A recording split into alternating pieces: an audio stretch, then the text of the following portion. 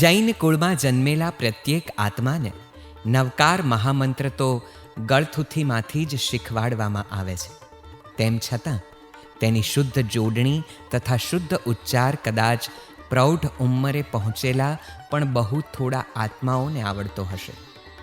સામાન્ય શબ્દોમાં પણ રસ્વ કે દીર્ઘ કે અનુસ્વાર વગેરેના ફેરફારથી અર્થ બદલાઈ જતો હોય છે.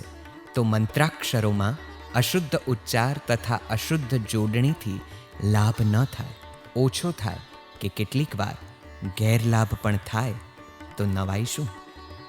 અહીં જોડણીથી શુદ્ધ એવો નવકાર મહામંત્ર રજૂ કરવામાં આવે છે.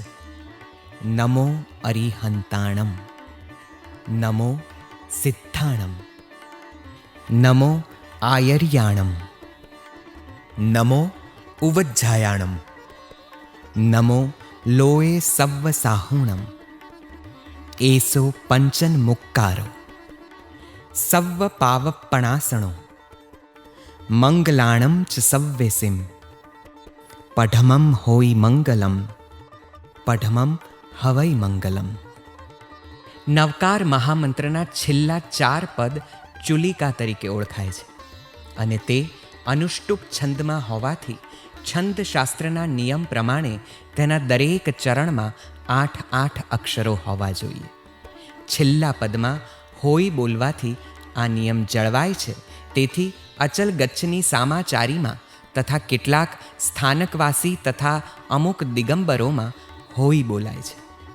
જ્યારે બાકીના હવઈ બોલનાર જણાવે છે કે આર્ષ પ્રયોગમાં ક્વચિત 9 અક્ષર પણ અપવાદ તરીકે શાસ્ત્રમાં જોવા મળે છે.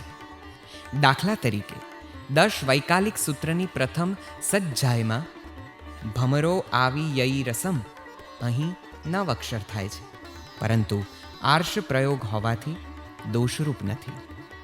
તેથી આ બાબતમાં તત્વ તો કેવલી ભગવંત જાણે. હોય તથા હવઈના અર્થમાં વ્યાકરણની દ્રષ્ટિએ કોઈ જ ફરક પડતો નથી.